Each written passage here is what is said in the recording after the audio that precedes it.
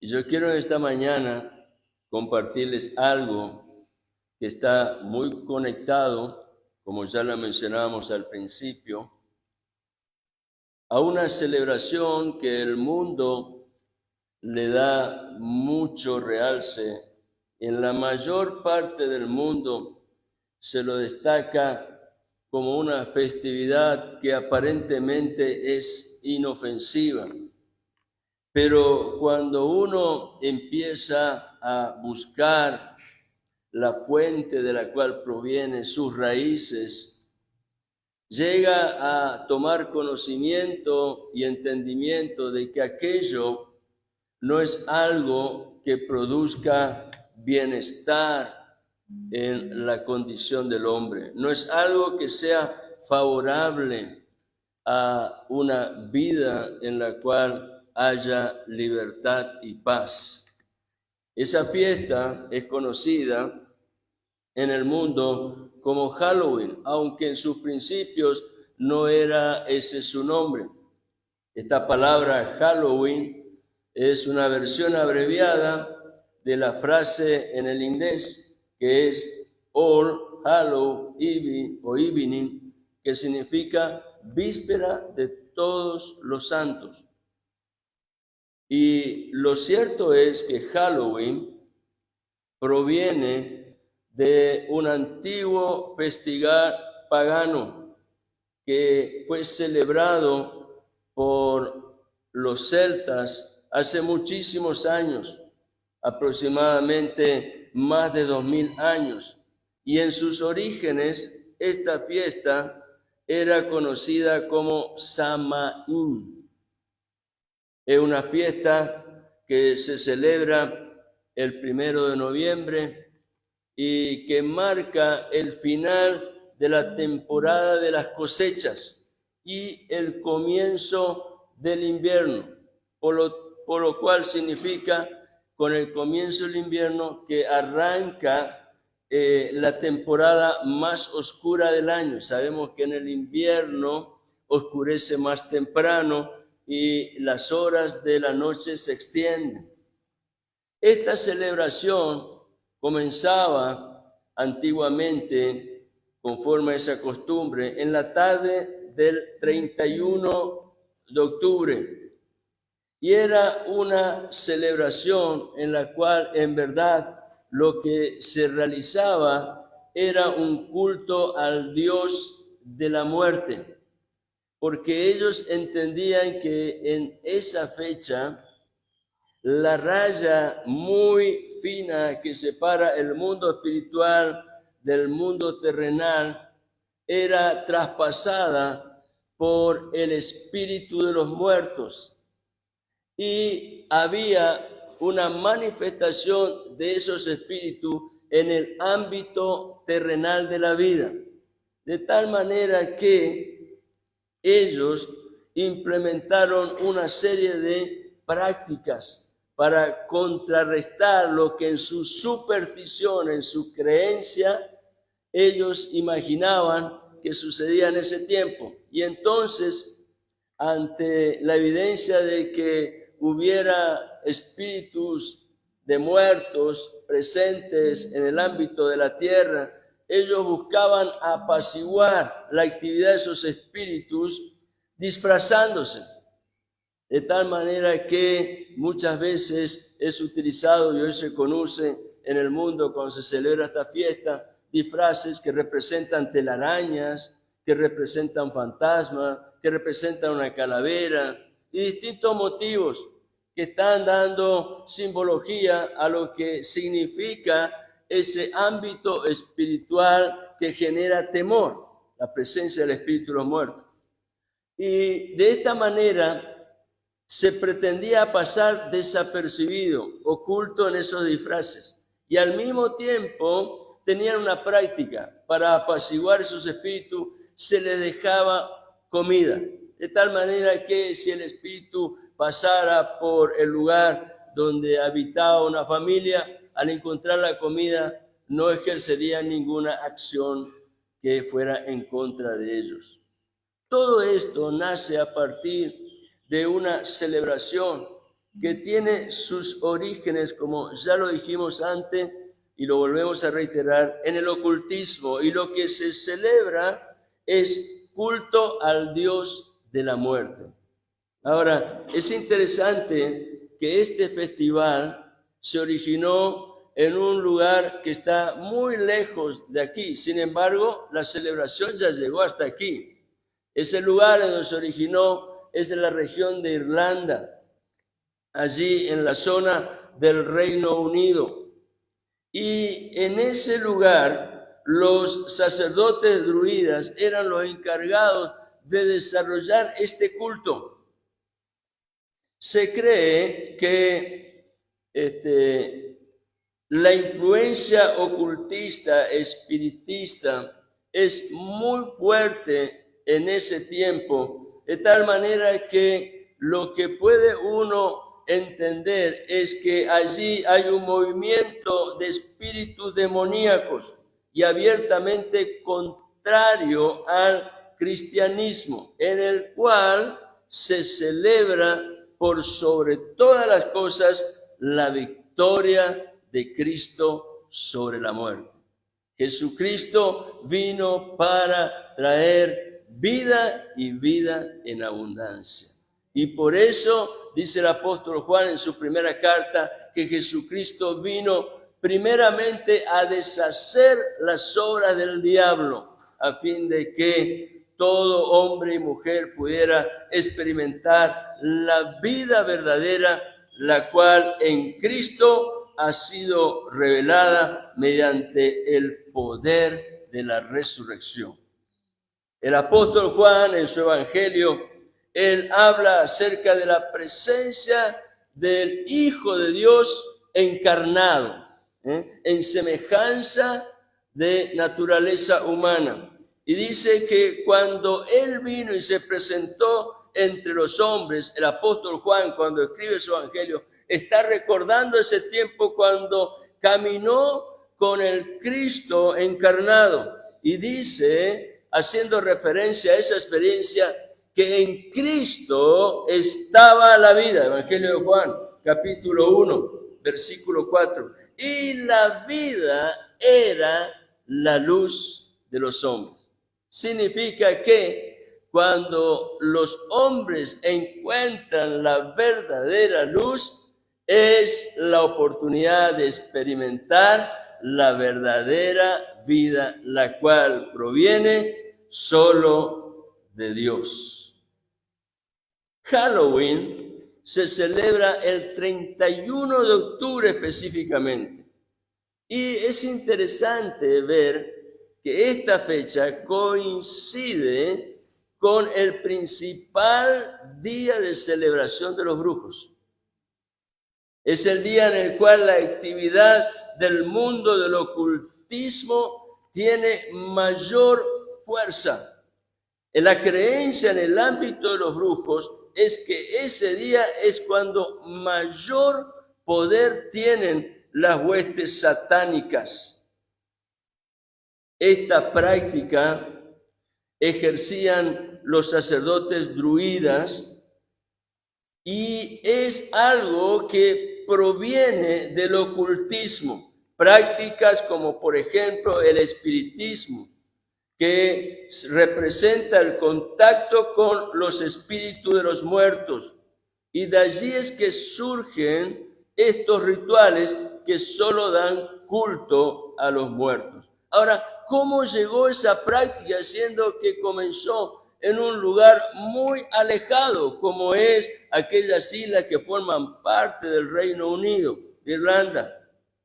Bueno, se dice que en el tiempo en que en Irlanda hubo una gran hambruna, hubo inmigrantes irlandeses descendientes de los celtas y druidas que practicaban este culto, que vinieron a América buscando nuevas oportunidades de trabajo y de sobrevivencia. Y cuando ellos vinieron, también incorporaron su cultura, su tradición en estas regiones y fundamentalmente entraron en Estados Unidos. pueblo que recibió esto sin entender que en verdad estaba totalmente desligado de aquello que había sido la fortaleza de Estados Unidos como nación. ¿Cuál fue la fortaleza de Estados Unidos como nación? Fue haberse conectado directamente con el Dios de la Biblia y haber dado lugar a Dios para que en todo su modo de vivir ellos pudieran crecer y prosperar. Sin embargo, ese pueblo, a causa de la influencia de aquellos inmigrantes, aceptaron esa práctica tan perversa y anticristiana, la cual tiene consecuencias muy importantes. Y es interesante ver algunos datos que se puede recoger a través de portales de noticias como la CNN, la cual dice que aproximadamente el 65% de los estadounidenses participan de esta festividad y que allá por el año 2021 se calcula que esta industria, la industria del Halloween, promovió una inversión de recursos muy fuertes. Se habla de 10,000 millones de dólares utilizados en esta celebración. Razón suficiente para que como cristianos estemos preparados a fin de velar y orar. Porque la historia nos da testimonio de la verdad que hay solo en las Sagradas Escrituras y todo lo que ella conlleva en la vida de aquel que abraza el testimonio de la verdad de Dios para vivir en la vida en la cual hay libertad. Estados Unidos fue y todavía lo es en cierto sentido una nación muy bendecida, una nación considerada líder debido a su potencialidad que está por encima de la mayoría de las naciones. Pero sin embargo, es una nación que ha decaído muchísimo, pues su deterioro espiritual ha afectado la condición como nación líder. Y la razón fundamental de las crisis que está viviendo Estados Unidos y otras potencias, como pueden ser también Inglaterra, es el constante deterioro que sucede en la vida espiritual de esos pueblos por su olvido respecto de Dios. Esos pueblos llegaron a un lugar encumbrado porque supieron reconocer que Dios es la razón fundamental de la existencia del hombre y el motivo en el cual el hombre puede encontrar verdadero contentamiento y satisfacción de una vida que trae bendición y paz. Sin embargo, ese Dios que los sanó, que los libró de toda su miseria y los levantó con un propósito, de pronto, muchas veces, en la ambición desmedida que combate en el corazón del hombre, es dejado de lado. Y eso tiene consecuencias, porque la única manera de permanecer en un estado de bendición es teniendo como prioridad buscar a Dios para darle siempre la honra al Señor. El Evangelio de Juan, en el capítulo 15, el Señor Jesucristo declaró estas palabras. Evangelio de Juan, capítulo 15, y el versículo 5. Ayer lo compartíamos con los hermanos adultos en la escuela bíblica. Y el Señor dice allí de esta manera: yo soy la vid. Jesucristo está declarando: yo soy la vid, el tronco del cual fluye la savia. que alimenta la vida. Yo soy la vid, vosotros los pámpanos. Le está hablando a los discípulos, dice, ustedes son las ramas que están unidas al tronco. Y dice, el que permanece en mí y yo en él, este lleva mucho fruto. Mientras la rama esté conectada a la vid, a través de la vida que fluye de él, podrá expresar esa bendición a través de los frutos que provienen de la vida misma. Porque, dice el Señor, separado de mí, nada podéis hacer. La cultura que promueve Halloween es una cultura muy destructiva. En esa noche, que es también reconocida como Noche de Brujas, porque ya dijimos que coincide con una de las actividades más potentes del mundo espiritual de las tinieblas, se realizan en esa noche todo tipo de trabajo de hechicería. Y es interesante que a medida que nos acercamos a esa fecha, empiezan a aparecer noticias de acontecimientos que son realmente impactantes por la ferocidad de sus hechos, por la envergadura de tanta maldad que puede reconocerse en lo que está siendo dado a conocer. Y todo esto es consecuencia de trabajo de hechicería, de invocación de muertos y rituales que acarrean muerte y lamentablemente generalmente involucra a personas que son inocentes y que no están preparados para discernir. Involucra a niños y jóvenes que son expuestos muchas veces por la influencia y la enseñanza de su propio padre a esos espíritus inmundos. Esto es terrible y nos debe llamar la atención y llevarnos a una profunda reflexión a fin de poder nosotros recuperar los valores que hacen que la vida sea establecida en un ámbito de bendición bajo el poder y la gracia de Dios. Todo lo que estamos mencionando es algo que sucede en el ámbito de la tierra a causa de la presencia del príncipe de las tinieblas, es decir, el mismo diablo y Satanás y su demonio. Cristo mismo declaró, advirtiendo esa realidad, pero al mismo tiempo alentándonos a permanecer anclados a Él en esa fe, por medio de la cual en Cristo somos llamados a ser más que vencedores, en medio de cualquier circunstancia que debamos atravesar.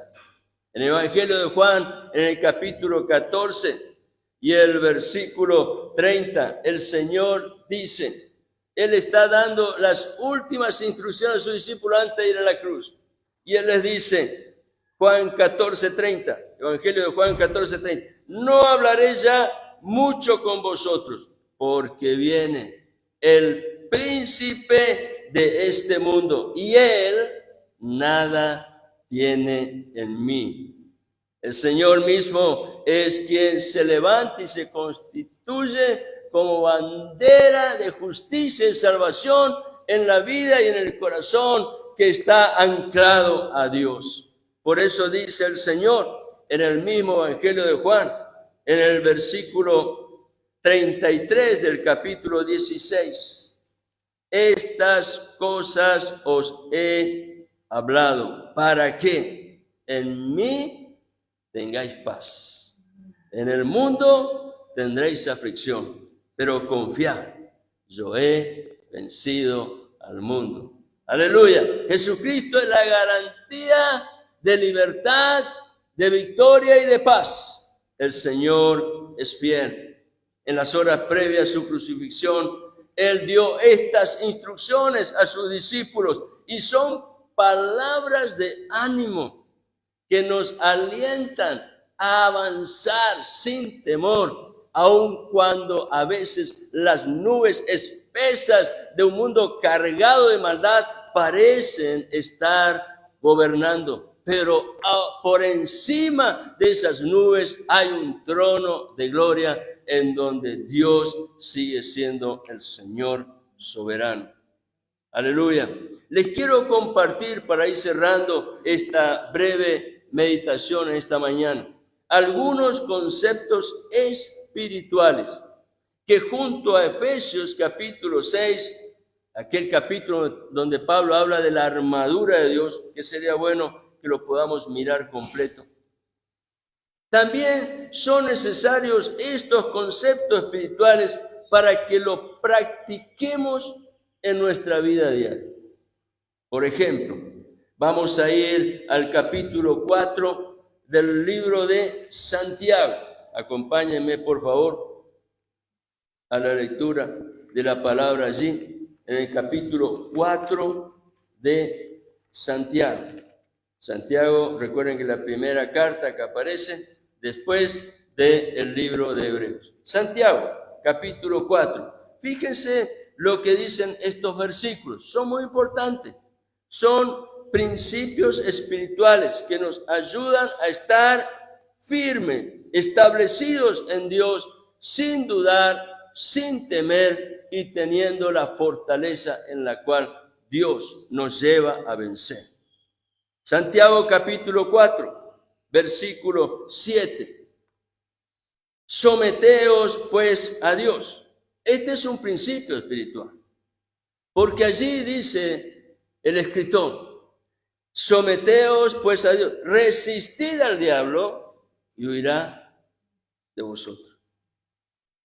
Todo aquel que en fe se somete, sujeta su vida bajo la autoridad de Dios, es alguien que está preparado para pelear las batallas espirituales.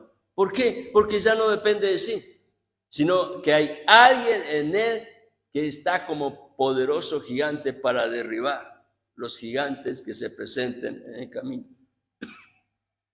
Aleluya. Santiago capítulo 4 y versículo 7, leemos de nuevo. Someteos pues a Dios, resistid al diablo en Dios y él huirá de vosotros, porque él reconoce quién es el mayor. Y luego el versículo 8. ¿Cuál es la manera correcta de vivir bajo la autoridad, bajo la bendición y el poder de Dios? Dice el versículo 8, acercaos a Dios. Este es un principio. Y Él, Dios, se acercará a vosotros. Y entonces dice Santiago, pecadores, limpiad las manos, y vosotros los de doble ánimo, purificad vuestros corazones. Esto es interesante, porque habla de la importancia de la fe. El doble ánimo que hace, un día dice sí, pero otro día dice no. Constantemente está cambiando, pero el que está firme en la fe sabe que está anclado en Cristo, y Cristo es la motivación de su vida, y con Cristo él puede ir adelante a la consumación de todo lo que en el plan y propósito de Dios ya ha sido destacado. Seguimos leyendo, versículo 9.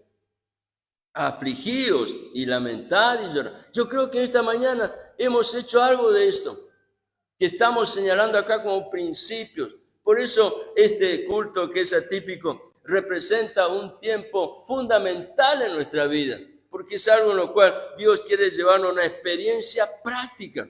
Y dice, afligíos y lamentad y llorad. Vuestra risa se convierta en lloro y vuestro gozo en tristeza. Versículo 10, humillaos delante del Señor y Él os exaltará.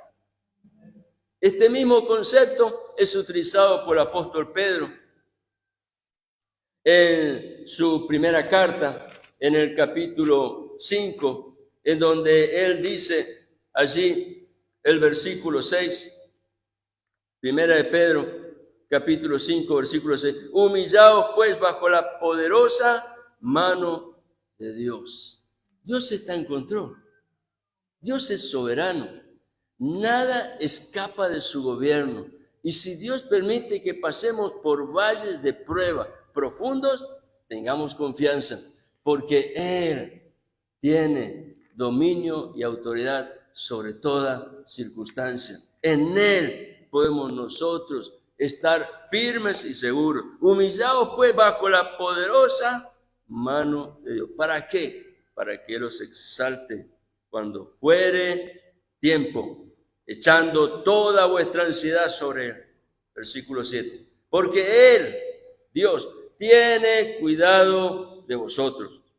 Versículo 8. Sed sobrios y velad, porque vuestro adversario, el diablo, como león rugiente, anda alrededor buscando a quien devorar. Versículo 9. Al cual resistid, firmes en la fe. Aleluya. Y terminamos allí leyendo Efesios, ese pasaje tan lindo en donde el apóstol Pablo expresa de una manera tan clara todo aquello que de parte de Dios está a nuestro favor. Efesios capítulo 6, versículo 10. Por lo demás, hermanos míos, fortaleceos en el Señor y en el poder de su fuerza. Vestíos de toda la armadura de Dios. ¿Para qué? Para que podáis estar firmes contra las acechanzas del diablo. Porque no tenemos lucha contra sangre y carne, sino contra principados, contra potestades, contra los gobernadores de las tinieblas de este siglo, contra huestes espirituales de maldad en las regiones celestes. Por tanto, tomad toda la armadura de Dios para que podáis resistir en el día malo y habiendo acabado todo, estar firme. Tenemos que estar preparados porque son tiempos difíciles y si Dios permite que pasemos por esos valles de prueba que son profundos, tenemos que nosotros saber reaccionar en la manera en la cual Dios ya ha diseñado un plan en donde somos llamados a vencer.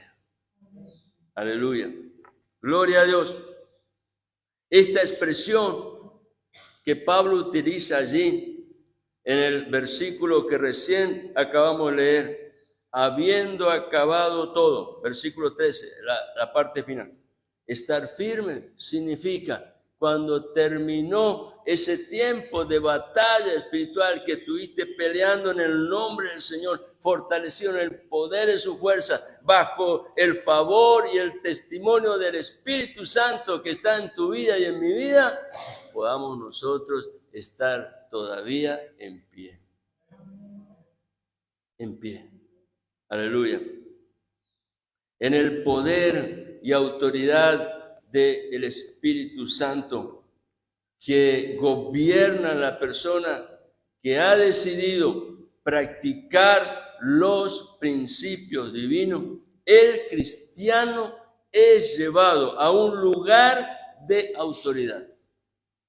Ese lugar en el cual el cristiano está en autoridad es en Cristo, habiendo sido colocado en el cuerpo que es la iglesia, y allí Cristo como Señor y cabeza de la iglesia es el que guía y dirige el testimonio de una iglesia viva, militante, que es victoriosa sobre toda fuerza del mal. Cuando permanecemos en Cristo, las obras de las tinieblas son reprendidas, porque todas las cosas, llámese como se llame, cualquiera sea su nombre, principados, potestades, huestes espirituales de maldad, todas las cosas fueron colocadas bajo los pies de Cristo, quien es el Señor de señores y Rey de reyes. Aleluya. Le invito a que estemos en pie y voy a pedir a mi esposa que esté pasando aquí adelante.